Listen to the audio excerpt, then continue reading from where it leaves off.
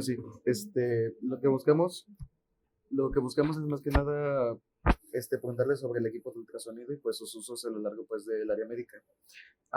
Primeramente, ¿cómo usted ve que es el papel del ultrasonido tanto en el diagnóstico y en el seguimiento de enfermedades inflamatorias como la artritis o autoinmunes?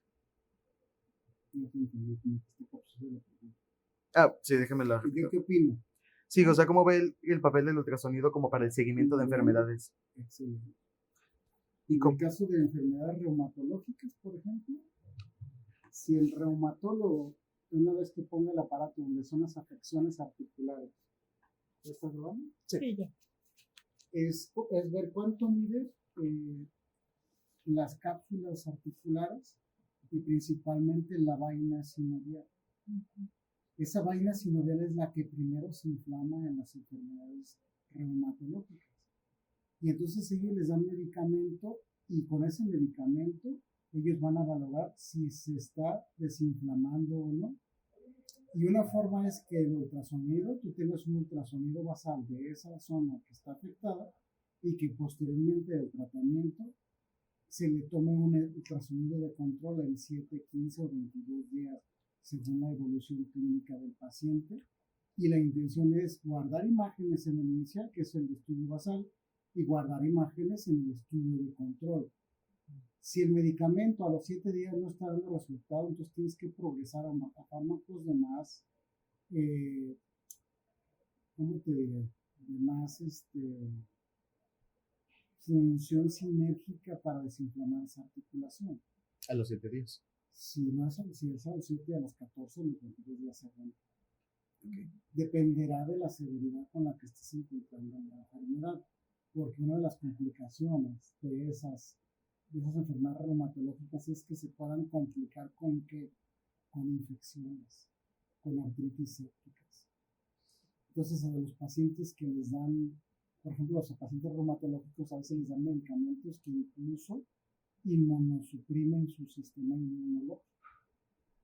Entonces, esos pacientes se vuelven más vulnerables para bichos como tuberculosis, entre otros bichos. Y eso hace que tenga arribo de bacterias que lo vuelven susceptibles para una infección mayor y más fuerte. Y eso, si no lo tratas, se complican con osteomielitis. ¿Sabes por qué la importancia? Sí. Y para ese tipo de seguimiento se le llama ultrasonido de control entonces. Exactamente. Tú tienes que poner en el estudio primero, basal, que es el primer estudio, y luego después le vas a poner control 1, control 2, control 3, control 4, según la evolución del paciente. Si en el control 1 tuvo el peso suficiente, se acabó. Pero si el paciente no está cediendo en el control de la segunda semana o la tercera semana, cambia el contexto y el manejo del paciente. Y entonces, ¿qué pasa cuando hay esas complicaciones? Pues nosotros como radiólogos tenemos una área que es propia de nosotros que se llama radiología intervencionista. Preguntaba el doctor, esa radiología intervencionista, yo pongo un catéter, lo aspiro en el sitio donde está el absceso, la pus, desarticulación, y de esa manera solucionamos el problema, aparte del catéter que está haciendo la función de drenaje, pues se le deja antibióticos y antiinflamatorios para que se resuelva más pronto su enfermedad, y eso es parte de la medicina moderna en la cual hacemos radiología intervencionista y que en cualquier sitio nosotros podemos acceder. Es una de las ventajas del ultrasonido, que muchos de ellos, por ejemplo, el intestino, podemos ver dónde está el intestino, dónde es intestino, dónde no es intestino, dónde es la colección, y dirigir ahí por el catéter. De la manera menos invasiva posible. Al final de cuentas es invasivo, ¿sí? Porque estoy accediendo a cualquier sitio de cuerpo. Pero eso ya no implica hacer una abertura para drenarle la pus. Con una sola punción que una vía guiado por ultrasonido, lo deposito el catéter hasta el interior del absceso de la colección, libero ahí, le quito la hoja y todo, libero ahí el catéter y dreno todo esa articulación que existe al interior del cuerpo o a cualquier articulación. Okay. Perfecto. Hazlo así para que el micrófono esté afinado. Ah, sí, por supuesto. A comparación de los rayos X, ¿usted cómo considera que podría mejorar el ultrasonido? Por ejemplo, rayos X hoy en día sigue siendo como el método de imagenología más común dentro del área de medicina. Pero ¿sabe por qué si el ultrasonido en términos prácticos no es tan maligno? Por ejemplo, la radiación se utiliza un medio que no es riesgoso para el paciente. ¿Sabe por qué no se ha utilizado al nivel de los rayos X? Lo que pasa es que son complementos. O sea, va a haber estudios que emiten radiación como los rayos X que utilizas para radiografías, estudios contrastados, radiofluoroscopías de estudios dinámicos, mastografía, que sigue a final de cuentas utilizando dosis mínima de radiación, pero lo vas a seguir utilizando. Y son complementos de que si yo observo una lesión en esa área, tengo que verla por ultrasonido con emite de radiación y que puedo tomar un fragmento de ese tumor que yo ya lo vi por las mastografías, por ejemplo, y con ultrasonido lo puedo hacer. Pero va a haber también situaciones en las que yo no veo nada por ultrasonido porque tengo gas, porque está demasiado graso ese hígado y no veo nada. Y entonces entran otros estudios que también emiten radiación, como la tomografía axial computarizada, que también emite radiación, pero me permite ver con definición si existe o no enfermedad que yo pueda solucionar desde el punto de vista clínico, o el médico que hace esa función, o desde el punto de vista quirúrgico, que es el cirujano, que lo puede solucionar, o desde el punto de vista de radiología intervencionista, que es algo combinado con las tres anteriores que te comento, y que también puede también dar soluciones. Solamente que la única ventaja en cierta forma del ultrasonido es que no emite radiación, son por ondas sónicas, mientras que la tomografía y los rayos X convencional y la mastografía sigues utilizando radiación ionizante. Entonces, en el caso de resonancia, no tiene radiación, ¿sí? Pero el punto es que también te va a dar diagnósticos asertivos, ¿sí? O más finos, porque tiene ciertas características que me ayuda a ver mucho mejor, con mayor definición los músculos, los tejidos blandos, etc. Pero también tengo que tener agujas, especialmente porque es un magneto. Porque yo no puedo meter agujas convencionales porque las va a jalar el magneto y me va a producir más daño que beneficio. Y entonces tengo que utilizar agujas que tengan ciertas aleaciones que no los jale el magneto del resonador. Y aún así, pues tengo que buscar la forma de cómo ayudarme. O sea, a final de cuentas, tiene sus bondades el ultrasonido, los rayos X tienen sus bondades, la tomografía o la imagen seccional que lo hace la tomografía y la resonancia magnética, y a final de cuentas todos van de la mano. De acuerdo. Ya que salió el tema de que mencionó ahorita, por ejemplo, en el aspecto quirúrgico, ¿cómo consideraría que es la utilización del ultrasonido? ¿Es eficiente como método para visualización durante un estudio, durante una intervención quirúrgica? Sí, pues es que lo que le preguntaba a tu compañero, o sea, un estudio dinámico, lo estás viendo en tiempo real.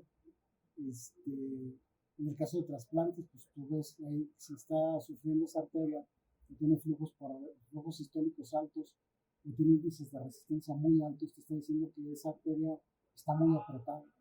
Y entonces lo detectas ahí mismo en el rastrilógico y ahí mismo el cirujano reanastomosa la arteria o la vena, según sea el caso, y en ese momento se soluciona el problema y genera mucho menos costo que si lo dejan evolucionar sin un control de ultrasonido en el momento. Sí, es mucho mejor opción. ¿Cuáles considera que son las áreas emergentes que puede tener el ultrasonido hoy en día? En todo. ¿En todo? En todo. En todo, desde niños, recién nacidos, adultos, ancianitos, en todo, en la parte humana, en todo. Si hablamos en la parte de la zootecnia o zoológica, o del zoológico, pues también en todo. Nada más que va a haber ciertas limitantes, ¿no? A mayor profundidad, pues el ultrasonido ya no alcanza a llegar, entonces tendrás que auxiliarte con imagen seccional, que hablamos de tomografía y resonancia magnética, que son cortes más profundos y que puedes llegar al sitio donde tú estás buscando. Donde ya el ultrasonido por gas, que no ves, pues tienes que utilizar imagen seccional para ayudarte a ver con claridad qué está sucediendo. Sí. Sí, porque tiene sus limitantes. Si es una distancia muy larga, pues no alcanza a rebotar. Ah, ¿cómo se manejan las discrepancias de un estudio de ultrasonido? ¿Cómo? O sea, por ejemplo, si existe algún como error de ubicación mínimo o como si existe cierto margen de error, ¿cómo es que se maneja este tipo de error dentro del estudio, del análisis del mismo estudio? Se supone que quien diseña los equipos, ellos ponen rangos, y nosotros en la parte médica estudiamos rangos también, rangos normales de los anormales. Y si esos rangos se salen fuera de sí, eso nos está diciendo que hay una anomalía y eso nos está determinando que empecemos a tomar acciones sobre esa situación anómala.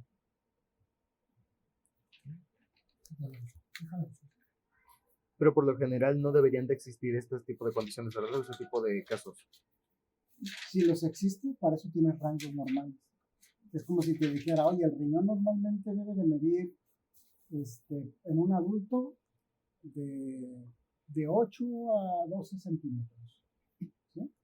¿Sí? Pero si yo sé que de antemano ese riñón está más arriba de lo normal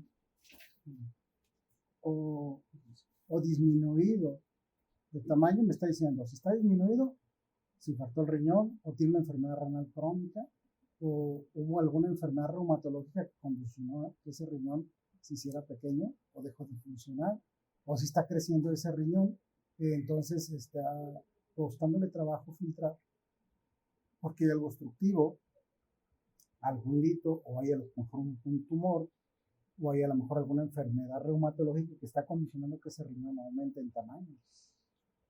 Si te fijas, tiene razón de ser. Y se llaman rangos de la normalidad contra la anormalidad.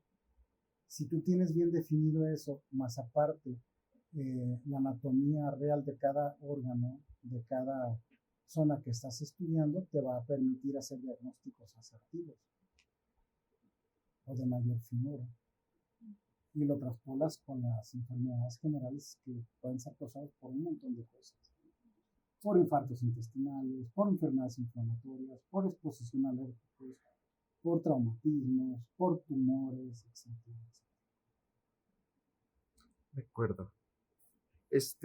¿Cómo usted ve la utilización de la inteligencia artificial dentro del soporte para el diagnóstico?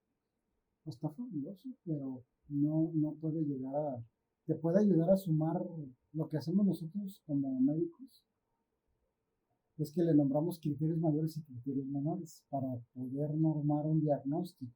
Y dices, pues ¿cuántos criterios menores y cuántos criterios mayores? Un criterio mayor y 3 menores hacen un diagnóstico. ¿Sí? 3 criterios mayores hacen un diagnóstico. 2 criterios mayores y 2 menores hacen un diagnóstico. Lo más acercado a la realidad de cada paciente. Entonces, ¿qué es lo que haces en la computadora? En la inteligencia artificial. Pues los pones de un color los criterios menores y los pones de otro color los criterios mayores. Y pones de otro color cosas que son atípicas, pero que están relacionadas con la enfermedad que se pueden presentar. De tal manera que te puede dar con mayor precisión lo que estás buscando, pero no te hace el diagnóstico. Te ayuda a poder realizarlo. Al final realizarlo. de cuentas, si tú quieres demandar a la inteligencia artificial, pues no se puede porque tiene que haber un responsable. Al final de cuentas, la inteligencia artificial es lo que diseña el ser humano en una computadora, que puede ser aplicado hasta en robótica, pero tiene que haber un responsable de ese que fabricó esa máquina o ese robot. Al final de cuentas, tiene que haber un responsable de cada área que dictamine, porque si la computadora se descalibra o no le hacen los ajustes, pues también hay otro error en la inteligencia artificial. ¿Y en qué quede ese peso? Y entonces tiene que haber un responsable quien responda ante cualquier situación de tipo legal. Y entonces eso no lo vas a poder suplir. No. Al final de cuentas, en el área que tú quieras, llámese no medicina y medicina, tiene que haber un responsable. ¿Y ese quién es? Pues el que esté a cargo de esa máquina que le están dando el mantenimiento adecuado, los ajustes a los software, etcétera, etcétera, para que puedas tener mayor finura y depresión. A lo mejor te tardas menos y eso sería fabuloso, que esa es la intención de las computadoras, que con todo lo que tú tienes, pues sumes las imágenes que nacen en el sistema DICOM, el sistema RIS, es un registro de imágenes en un sistema de cómputo, ¿sí? Y el DICOM, que también es un sistema de archivo de imágenes junto con el reporte, y puedas hacer una mayor movilidad de diagnósticos para los pacientes, ¿no? Y de forma individual de cada uno. Porque ese mismo paciente puede tener 20 enfermedades, entonces las 20 enfermedades tendrán que aparecer en su archivo. Es, por ejemplo, la protección de datos que tú tienes como persona. Todos deberíamos de tener USB, y si tú estás en México y viajas a Europa, por así decirlo, a Francia, tú con tu USB llegas y lo pasan a una computadora y ellos saben todas las enfermedades que tú tienes, y automáticamente le estás facilitando el trabajo al médico porque ella revisó todo tu récord, todos tus archivos de todo lo que te están dando, de todas las enfermedades que tienes, y en eso automáticamente él ya se va a dar cuenta por qué estás llegando tú en ese momento para que te atiendan dirigido al problema que tú tienes. De hecho, eso sería bastante ideal, tener un registro por Sí, pero no se está haciendo porque es costoso. Sí. Y entonces, si eso es ideal para donde tú vayas, si vas a Canadá o si vas a Estados Unidos, a la parte que tú vayas, tú traes tu USB con tu información personal. Y automáticamente tú abres tu archivo, porque tú eres el que tú tienes la clave. El médico hace las anotaciones que tiene que hacer y te pide que tú mismo cierres ese archivo. Porque él no lo va a manejar, tú vas a manejar tu información. Y automáticamente ya lo cerraste y ya se anotó lo que se tenía que anotar. Entonces la intención de la inteligencia artificial es que si existe algún otro fármaco o algún otro medicamento que pueda innovar y que pueda interactuar, como en el caso de ustedes que trabajan en biomédica, y que ahora ya se llama nanotecnología, y que eso en algún momento pueda ser aplicativo para la zona del interior del lumen, llámese intestino, tracto digestivo, sistema vascular, arterial, venoso, que tú apliques ese chip por una inyección con una nanotecnología y puedas tener un diagnóstico. ¿Poco no estaría fabuloso? La verdad que sí. Pero que sí, para allá va.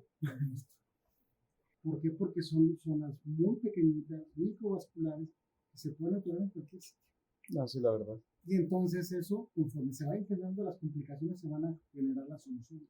Yo siempre he dicho que siempre, si hay problemas, hay soluciones. Si no hay problemas, no va a haber soluciones. Amén. ¿Sí? Y entonces las soluciones se van a buscar de acuerdo a donde se genera el problema. Por ejemplo, el ultrasonido. Nosotros sabemos que ahorita a mayor resolución, a mayor megahertz, tengo mayor resolución para partes pequeñas hasta para piel. ¿Sí? A menor resolución significa que voy a tener más profundidad, o voy a buscar órganos más profundos y que me van a dar resolución, pero también combinado con los megahertz de mayor resolución. Entonces se va a ver mucho mejor, con más finura, muchas enfermedades que a veces no alcanzamos a captar con la actualidad de los transductores que se están generando. Pero esto ha ido en evolución a que hemos visto que ya hay transductores de mayor resolución y que se ven muy padres. Y dices, mira eso, yo no lo veo y aquí sí se ve. Y entonces combinas las aplicaciones que tiene ultrasonido, que el sepia, que el color, que la densidad, que le das doble repetición o triple repetición del Doppler para que tenga mayor, que se pinte bien esa arteria, esa vena, le metes filtros, combinas todos los aspectos físicos que ayudan a una mejor resolución para un mejor diagnóstico. Sí, es mucho en qué pensar. Tiene mucho campo de acción eso.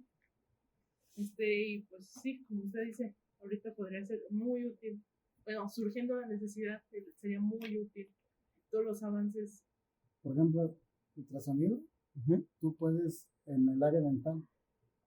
¿Cuánta gente, tu mamá que es dentista, cuánta gente no llega con abscesos periodontales por falta de hacerse aseo bucal? Sí, es muy común. Muchísimo. Y entonces el ultrasonido tú puedes ponerles, se llaman bandas de gel, que las pones entre los dientes, ¿sí? Y esas bandas de gel van a estar al interior, o sea, la parte externa de tus dientes, y en la parte interna se muerde, y automáticamente el ultrasonido, cuando tú lo metes, lo pones, vas a ver el absceso periodontal por fuera, o lo puedes ver por dentro, y vas a ver dónde está, qué profundidad y todo, y el mismo lo puedes drenar, y les va súper bien a los pacientes. Sí. Pero ¿qué pasa si no lo atiendes tú a ese paciente pronto?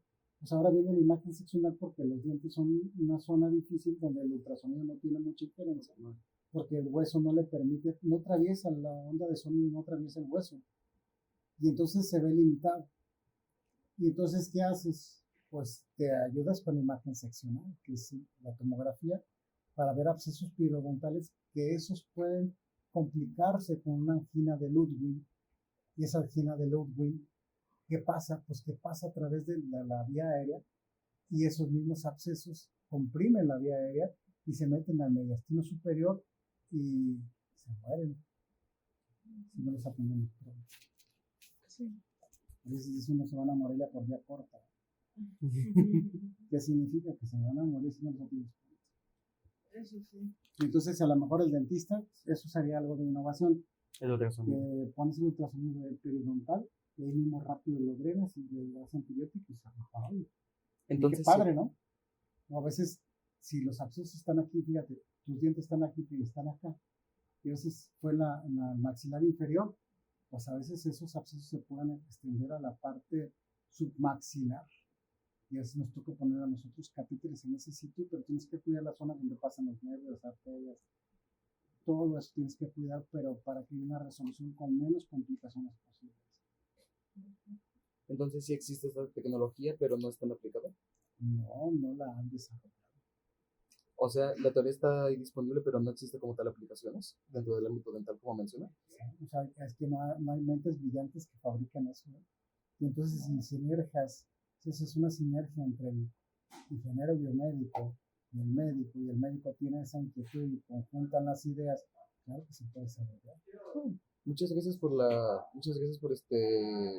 decirnos este problema. De hecho, sí nos interesa desarrollar proyectos que ayuden para este tipo de soluciones.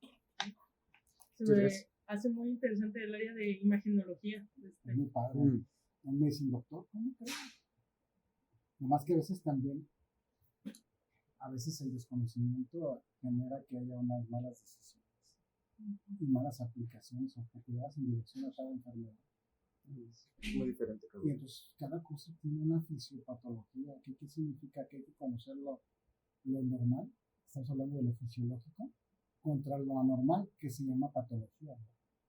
Si yo conozco la fisiología normal o la fisiopatología de la enfermedad, me va a poder ayudar a determinar con mayor precisión un diagnóstico y un tratamiento. Y un tratamiento puede ser desde el ámbito clínico, desde el ámbito quirúrgico o desde el ámbito de radiointervención.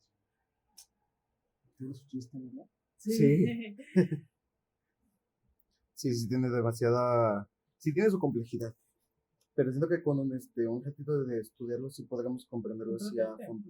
Es que tendría que conjuntarse. O sea, ustedes como van a dar soluciones, por eso se llama ingeniería biomédica.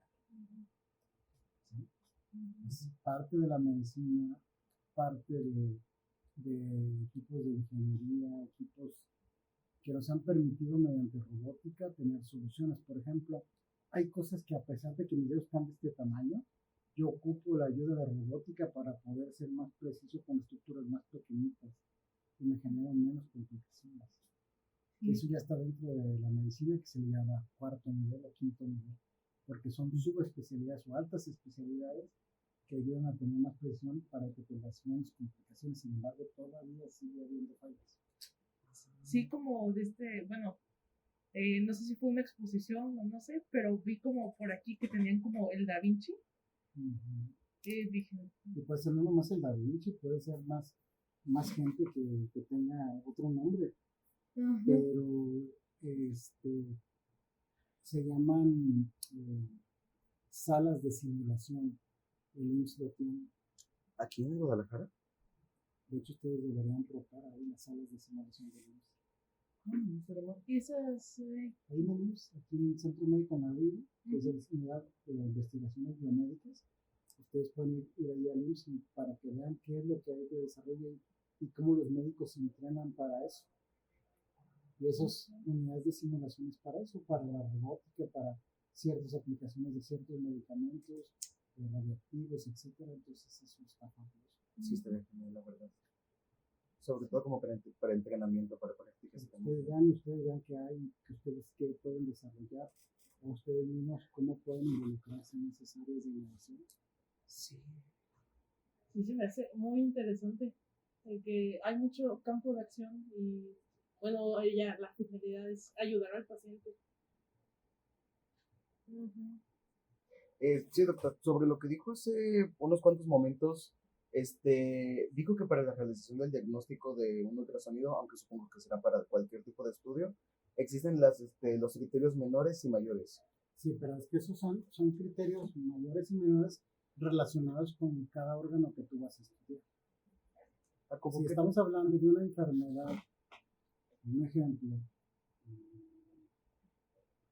una nefropatía por lupus eritematoso sistémico, ¿sí?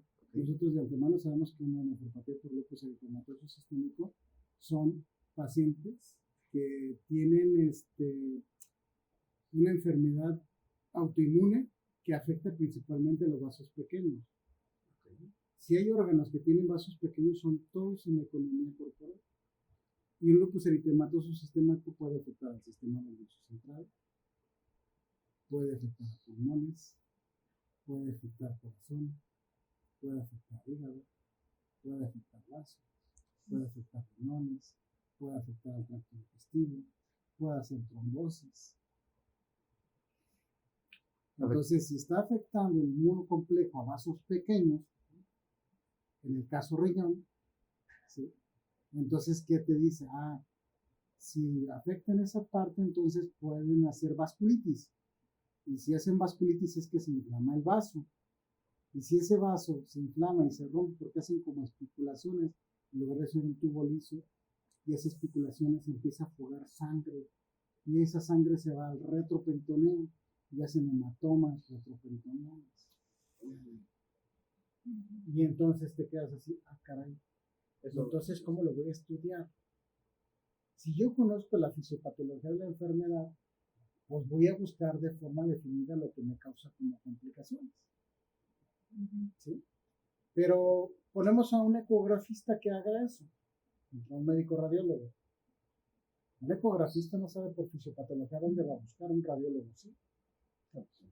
O yo no lo dudo que también lo entrenen bien, pero nosotros, en el caso de nosotros, estudiamos 6 años de medicina, 4 años de subespecialidad, y si hacemos todavía altas especialidades en radiología, imagínate. No, pues. Entonces, existen criterios, existen enfermedades que a lo mejor congénitamente se desarrollan y que nosotros como radiólogos sí lo sabemos, cuando los demás no. Entonces, esos son parte, a lo que yo me refiero con criterios mayores, criterios menores, dependerán de cada enfermedad, de cada paciente. ¿Y de qué enfermedad me refiero? A que hay muchísimos, hay libros completísimos, hay muchas enfermedades que atacan a la economía corporal de cualquier sitio. Y entre esos ejemplos, en lupus, ya sabemos de antemano que si me hace una vasculitis en el sistema nervioso central, que puede ser pues, trombos en el sistema nervioso central. Entonces tendría que pedirle una angiotomografía para ver si está pasando eso. Que esos tienen una sensibilidad y es el gol estándar para ellos estudiar eso. Tendrán que ser estudios específicos para la zona afectada específica. Y entonces busco criterios menores, criterios mayores y otras cosas que se asocien con esa enfermedad de ese órgano que me ayuden a determinar un diagnóstico. Entonces, pero esto se hace con el previo conocimiento del padecimiento del paciente. Si no conoces la enfermedad y te pones a estar haciendo cosas, créanme que no vas a lograr avances. No, tendrás que buscar expertos que conozcan de verdad cómo se comporta cada enfermedad para que busques todos esos criterios, los criterios habituales y los no habituales, para que se sumen en un consenso y puedas determinar con precisión todos esos avances. Okay.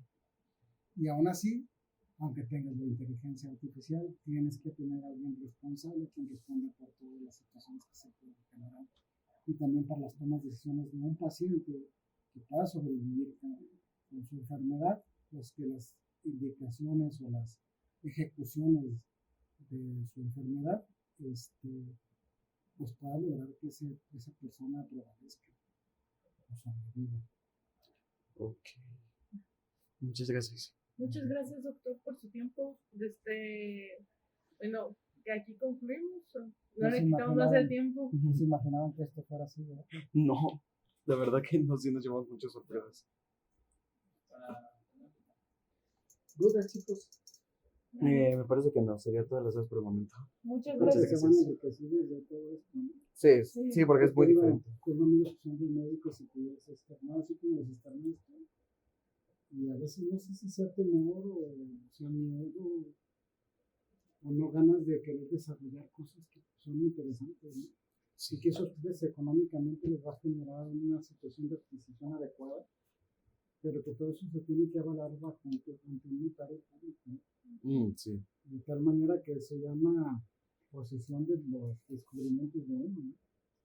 Pero a veces están inmiscuidos empresas que pues tienen el control de todo eso. A veces no es que tú lo hayas desarrollado, ya saben cómo se diseña, pero es crear otras cosas que ayuden a que emita un sonido adecuado con la ayuda de que se necesite y que les ayude a desarrollar más cosas.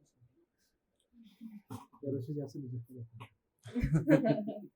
¿Vale? Que les vaya bien, muchachos. Muchas gracias. Muchas gracias. Cualquier cosa. Ándale, pues, que les vaya muy bien. Gracias. Un placer.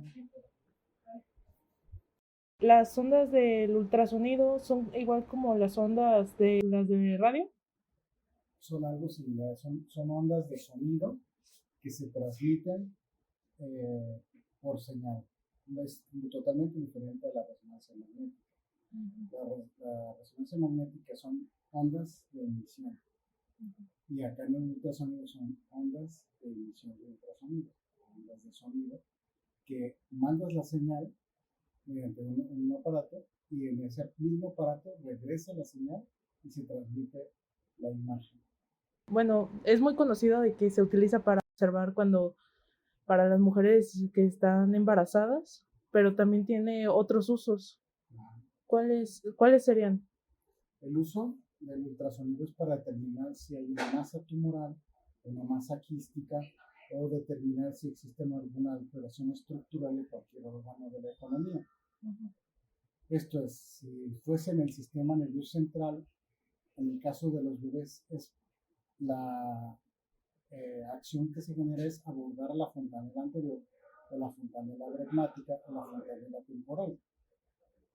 Mediante esos abordajes nos va a permitir determinar si existen o no tumores al sistema nervioso central, que es el cerebro, ver si los ventrículos están en adecuado volumen, si no están distendidos, si tengan hidrocefalia, si no hay herniaciones o alguna alteración estructural que nos permita delimitar y emitir un diagnóstico juicioso de acuerdo a la calidad del paciente, ¿no? En el caso del pulmón, es para determinar si existe derrame pleural, si hay atelectasia, si no hay algún tumor. En el caso del pericardio, es determinar si existen derrames pericárdicos en lo que es radiología general. Pero si hablamos ya de una subespecialidad como cardiología, es para determinar si estructuralmente no hay problemas de las válvulas, si no hay problemas de hipertensión pulmonar a nivel de las arterias pulmonares, y esto se mide con presión. ¿Cuánta es la presión que se genera ahí? Entonces, habitualmente cuando estos pacientes generan una presión por arriba de 40, entonces están hablando de que tiene una hipertensión pulmonar, pero habrá que ver si es porque es de origen cardíaco o si no es de origen pulmonar. Aquellos pacientes que tengan enfermedades pulmonares crónicas pueden generar hipertensión pulmonar. Y lo puedes valorar con ultrasonido para indicación cardíaca o ultrasonido para valorar si no hay derrame pericárdico. En el caso pulmón, derrame pleural, si está tabicado, si está loculado, porque entonces cambia el contexto de terapéutica para el paciente. Okay. En el caso de abdomen, para valorar el ultrasonido, a nivel hígado, por ejemplo, valoramos con ellos las características ecográficas, si incrementa la textura, si tiene una esteatosis hepática, si tiene diálisis hepática. Ahora con la nueva modalidad de imagen, que es un software especial que se llama sonoelastografía hepática, sirve para valorar la dureza de la glándula hepática, es decir, si tiene fibrosis o si tiene cirrosis, cualquiera de las dos modalidades. Esa misma sonoelastografía se puede valorar en próstata, se puede valorar en útero, en masas tumorales de varios, ¿sí? Y que en otras modalidades de imagen se pueden hacer, como en el caso de resonancia magnética y tomografía. Pero en este caso, ultrasonido es para valorar eso. Y en abdomen, pues, ¿qué vamos a valorar? En el abdomen, pues. Líquido acítico, si es derrame pleural, si tiene peritonitis, si está perforado, si tiene neumotórax, en el caso del tórax, ¿sí? El derrame pleural. Todo eso lo valoramos. Si existen tumores en cualquier órgano, en los riñones, en vaso, ¿sí? Incluso en el intestino, podemos valorar incluso si existen pólipos dentro del intestino o si tienen enfermedades inflamatorias intestinales, ¿sí? Y me refiero al intestino delgado y al intestino grueso. Entonces es un aparato de diagnóstico. ¿Ok? En el caso del ser humano, porque también existen para animalitos, ¿verdad? En el caso de veterinaria, que pues es una rama de zootecnia, ¿verdad? O sea, pacientes del zoológico, por ejemplo, también les hacen ultrasonido para valorar si no hay abscesos, tumores en los perros, en los gatos, en los diferentes animales, ¿verdad? Incluyendo elefantes, equinos, todo ese tipo de gama. Okay. Entonces, bueno, como tengo entendido, funcionan a través del efecto Doppler. No sé si estoy en lo correcto. El efecto Doppler es para valorar estructuras vasculares. Es doble repetición de la emisión de sonido para valorar estructuras vasculares como venas y arterias. Y ese efecto Doppler que también tiene otra configuración que es Doppler pulsado o Doppler espectral, que nos ayuda a valorar qué rangos de velocidades tienen las diferentes estructuras vasculares y si no está afectado para ese órgano. En el caso de pacientes con hipertensión arterial, pues determinar si tienen estenosis en el ostium de la arteria renal o en algún segmento de las arterias de los propios riñones. En el caso de carótidas, pues para valorar si tienen enfermedades arteriomatosas o que puedan generar microtrombos y que se migren al sistema nervioso central, o en el caso de corazón, si tienen vegetaciones o microtrombos que puedan generar cualquier otro sitio de la economía, ya sean riñones, o por ejemplo pacientes que tienen lupus que pueden generar trombosis a cualquier sitio, incluso riñones, o hacen vasculitis a cualquier otro órgano y son valorados por ultrasonido. Doppler color, angiodoppler, Doppler pulsado, Doppler duplex. En lo personal tengo una duda. El formato en el que está utilizando las imágenes son DICOM, ¿no? Todas las imágenes sí, acuérdate que el sistema DICOM es un sistema de imágenes que se archivan en la computadora. ¿Sí? El DICOM no en cualquier computadora lo puedes valorar porque son imágenes que utilizan alto pixelaje. Los micropíxeles, entre más pixelaje tiene más nítida la imagen, pero te ocupa más espacio en la computadora. Entonces, como son imágenes diagnósticas que al momento de que tú magnificas una imagen y entre menos píxeles tienes, se pierde la arquitectura de lo que tú estás buscando en cualquier órgano del sistema nervioso central, a nivel hepático, a nivel abdominal, a nivel torácico, a nivel incluso de estructuras musculoesqueléticas. Entonces, este sistema de DICOM, hay otro sistema que se llama sistema RISC. Ese sistema RISC es un registro de imágenes en el sistema. Y esos se compaginan ambos para poder emitir un diagnóstico con dictado de voz o con escrito que se sume con el nombre del paciente en sus imágenes y el reporte radiológico de ese paciente. Si es igual en el caso de un animalito, es misma situación. Tendrá un código. En este caso los pacientes tienen nombre, apellidos, ¿sí? O nombres y apellidos y un ID o ID o registro hospitalario. Entonces tú lo puedes revisar por el ID o registro hospitalario o puedes revisarlo por apellidos y nombres. Y te va a aparecer todos los estudios que él tiene y los que tú necesitas interpretar van a aparecer en el sistema. He estado viendo un poco sobre procesamiento de imágenes y tengo entendido de que se puede mejorar el contraste o se puede mejorar como las radiografías, pero eso llegas a un término ilegal porque estás añadiendo partes a la imagen que no son. Sí, pues es que lo que pasa es que en el caso de las imágenes digitales, lo correcto sería que se registre cuánta emisión de radiación estás utilizando para cada paciente, porque si de forma repetitiva estás utilizando altas dosis o prolongación de los tiempos de exposición de radiación, pues entonces le produces al paciente efectos estocásticos o efectos orgánicos que afectan a su economía corporal. Entre ellas, por ejemplo, puedes producir dermatitis por radiación, o puedes afectar las córneas por radiación, o puedes afectar los órganos sexuales por radiación, o incluso causar problemas de tiroides.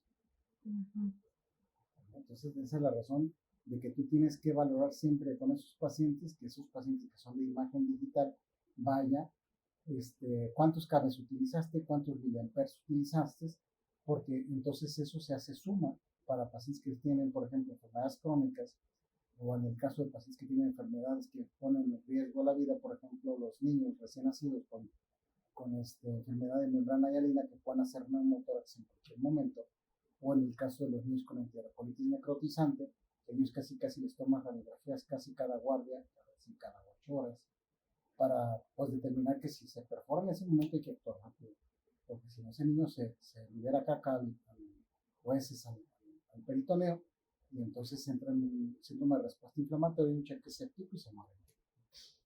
Entonces por eso es que son emisiones de radiación y que en la imagen digital se suman, que en la actualidad no existe como un archivo de cada paciente cuánto es lo que está recibiendo de dosis de radiación. ¿El dosímetro qué tan efectivo es para medir la radiación? El dosímetro es para los pacientes, o el personal más bien, no para los pacientes, sino para el personal ocupacionalmente expuesto al paciente. Se llama POE, personal POE. Esas personas son personas que están recibiendo cursos constantemente para tratar de bajar las dosis de exposición, las dosis de radiación, y eso se registra en el dosímetro que lo tenemos puesto a nivel del pecho, a nivel del tórax, ¿sí? Y tiene que estar por detrás del mandil. En el caso de los personal POE, tiene que utilizar mandil, collarín, y el dosímetro tiene que ir adentro, entre él y el mandil. Okay. De tal manera que pueda medirse de forma real cuánta radiación está recibiendo. Y pues si ellos constantemente, como en el caso de hemodinamia o en el caso de fluoroscopías, que están emitiendo constantemente señal de radiación, pues ellos con el dosímetro es para que identifiquen cuánta dosis de radiación están teniendo, y aquí ellos se tienen que tomar exámenes de sangre, biometría hemática, perfil tiroideo, porque es lo que afecta y incluso espermatobioscopías para determinar si no está afectando a su familia corporal. Si está siendo afectado por radiación, tendrá que ir y verificar por qué está haciendo la dosis de radiación. En Estados Unidos y Canadá y Europa, ellos tienen un número de pacientes determinado, no es el libre albedrío. Entonces, ese número de pacientes le dice que ya cumplió con la dosis de radiación por día. Entonces ellos no pueden pasar más de 5 miligramos. Si sobrepasan esa cantidad, entonces van a empezar los focos estocásticos. Okay. Y los neostocásticos. ¿Eso qué significa? Que puede haber afección a sus órganos de su economía y que eso pues, va a estar expuesto. Por ejemplo, en el caso de los pacientes que manejan pacientes oncológicos, que es radioterapia directa, braquiterapias, radioterapias, que eso también afecta el intestino, hacen enteritis, hacen vasculitis por el efecto de la radiación que está tratando de reducir la carga tumoral. Y ese personal también utiliza esos dosímetros. ¿Y cuál? Bueno, tengo entendido que existen 2 tipos de ultrasonido, el Doppler y el convencional. Sí, el ultrasonido básicamente es el mismo. Lo que pasa es que va a cambiar el contexto de lo que quieres utilizar. Si tú es para valorar órganos, si ya sea abdominales o pélvicos o torácicos, se llama 2D. ¿Sí? Que se llama en tiempo real y se guardan las imágenes de lo que se está emitiendo. Es una sola dirección y de regreso al sonido a la señal. Y en el caso del Doppler significa que es doble pulsación para que te valore el flujo color, el Doppler color, ¿verdad? Y el Doppler pulsado y el Doppler duplex, que son las dos cosas combinadas. Y que va a valorar velocidades de flujo de la arteria o de la vena, según sea el caso de lo que se esté valorando. ¿Sí? Y el Doppler pulsado va a valorar y te va a emitir un flujo espectral que te va a determinar las velocidades o los rangos que están normales o anormales. Okay. En el caso de estenosis, en el caso de injertos renales, en el caso de injertos hepáticos, injertos pancreáticos, todo eso es valorado por ultrasonido. En el caso de enfermedad vascular periférica, extremidades superiores, extremidades inferiores. Tengo entendido que el ultrasonido, bueno, he escuchado que están manejando 4 dimensiones, pero a nivel de física, pues solo existen 3, las que conocemos. Claro. ¿Cómo es posible eso? Pues es que son imágenes que emiten por tres proyecciones. Haz de cuenta que la onda de señal se emite directamente al cuerpo que lo está reflejando, y ahí son transductores volumétricos. Esos transductores volumétricos mandan la señal en 3 diferentes direcciones para que produzca una imagen en 3D. Nada más que la mercadotecnia a veces hablan de 4D y hasta 5D, ¿no?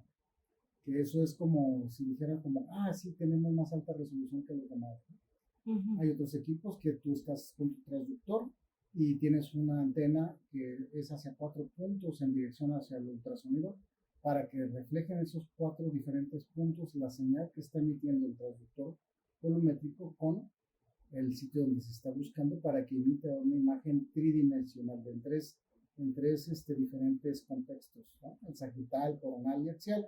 Se suma hacia un efecto volumétrico y se produce una imagen tridimensional.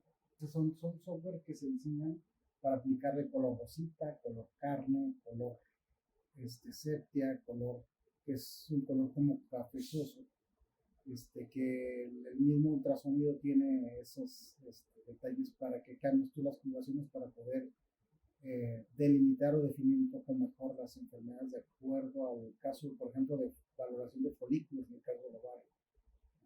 Entonces cuentas todos los folículos y de entre cuánto y cuánto oscilan en cada uno de ellos para poder determinar si tiene una enfermedad de ovario poliquístico, y eso se determina con ciertos criterios. Sí. Más aparte la valoración de los exámenes del laboratorio, del perfil ovario. Estoy pensando en el área cuando una persona tiene cáncer, ¿puede utilizar el ultrasonido para diagnosticarlo? De hecho, es el primer estudio de acercamiento para el paciente. Okay. El primer estudio en el caso de pacientes que están buscando cáncer es una radiografía de tórax o radiografía de abdomen. Uh-huh. ¿Cómo voy a ver eso? O sea, por ejemplo, en una de tórax, si tiene ciertas modulaciones en el pulmón que pueda asemejar que tenga una masa tumoral sólida, es el primer abordaje de radiografía de tórax en proyección anteroposterior o posterior anterior y lateral, dependiendo del lado afectado. Si es derecho, pues lateral derecho; si es izquierdo, lateral izquierdo. Y sirve para valorar si existe infiltración a estructuras óseas aparte de las zonas pulmonares. En el caso de abdomen, por ejemplo, pacientes con cáncer de próstata,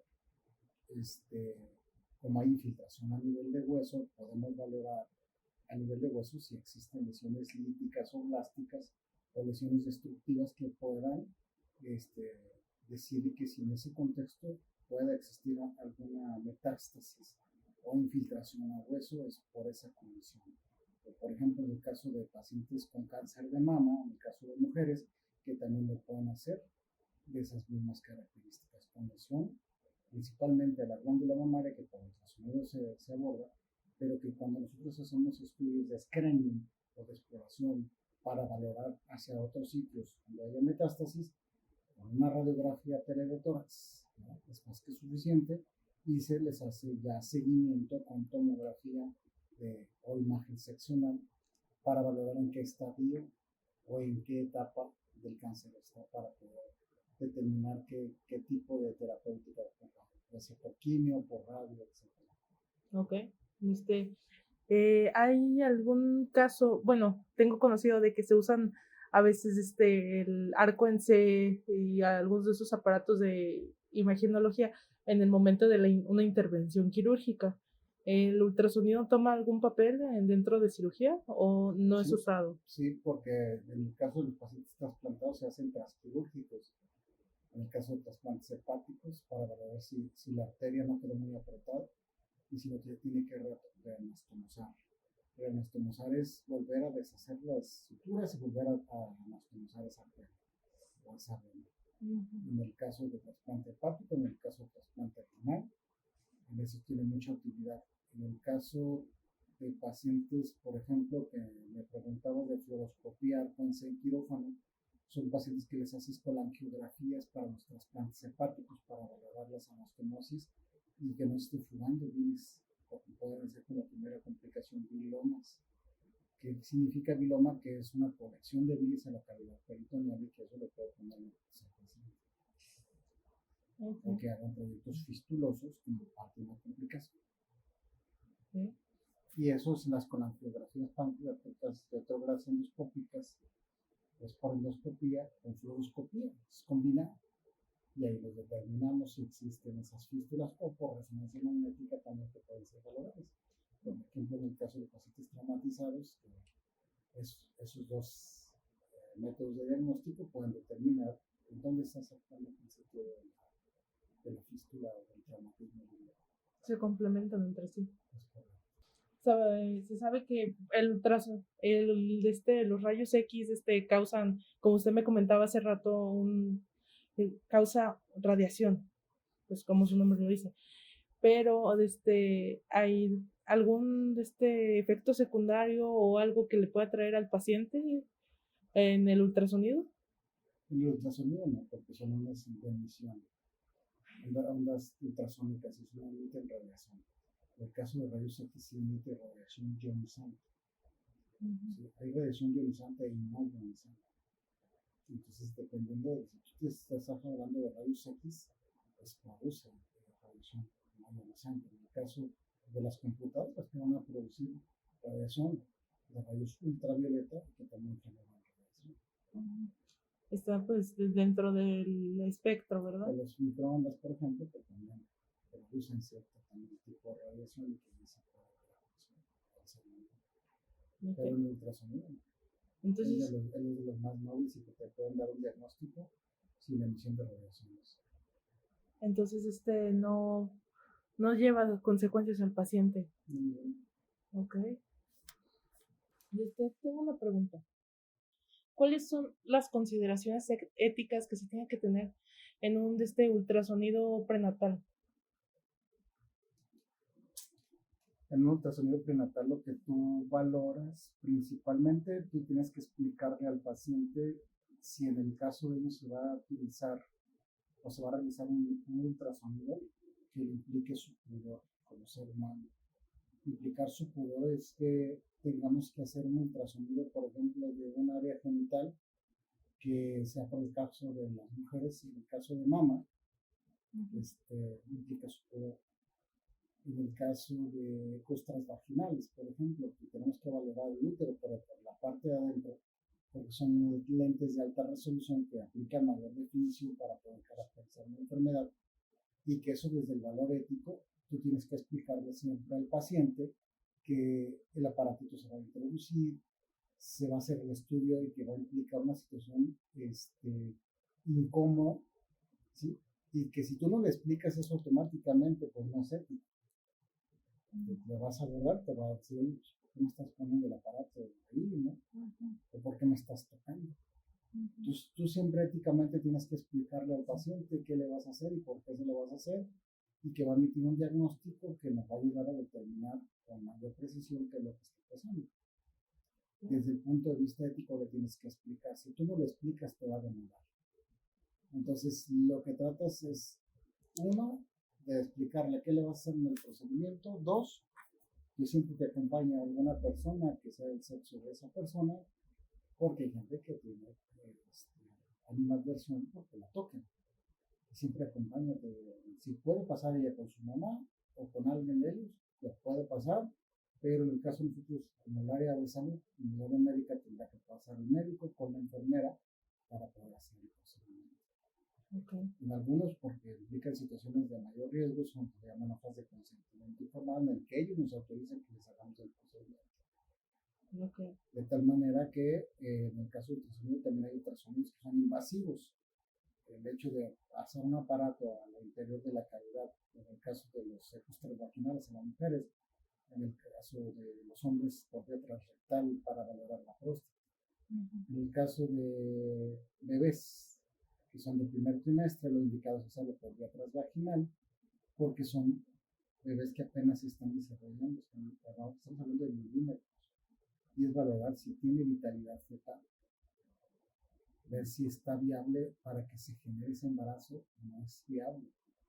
Y eso se nombra cuando no es viable, si no tiene una muerte embrionaria o si ya progresó a semanas, a más de 12 semanas, si no está teniendo una muerte fetal, ¿no? A partir de las 13 semanas en adelante. Entonces estamos hablando de dos contextos diferentes. Si es viable, si no es viable, entonces le tendrá que emitir un informe de todo eso que se está generando porque puede haber implicaciones de tipo de... Si por ejemplo en el caso de una paciente embarazada, le van a hacer una tomografía, un estudio que emite radiación. En el caso de ultrasonido no emite radiación, no hay afección. ¿Sí? Pero si, por ejemplo, si tiene una incompetencia cervical y manipulas demasiado el cervix, pues claro que se va a venir el bebé. ¿Por qué? Porque esos pacientes que tienen incompetencia cervical les hacen cerclaje cervical para evitar que se venga el bebé. En el caso de los pacientes que tuvieron un traumatismo, un embarazado, y tienen un embarazo del primer trimestre, en el primer trimestre sí puede generar alteración en su desarrollo del bebé porque se rompen los enlaces disulfuro y afecta la cadena del ADN y puede producir malformaciones congénitas. En el caso de resonancia magnética, pues tendrá uno que valorar de en qué época del embarazo está, si está en el primer trimestre, en el segundo trimestre, en el tercer trimestre.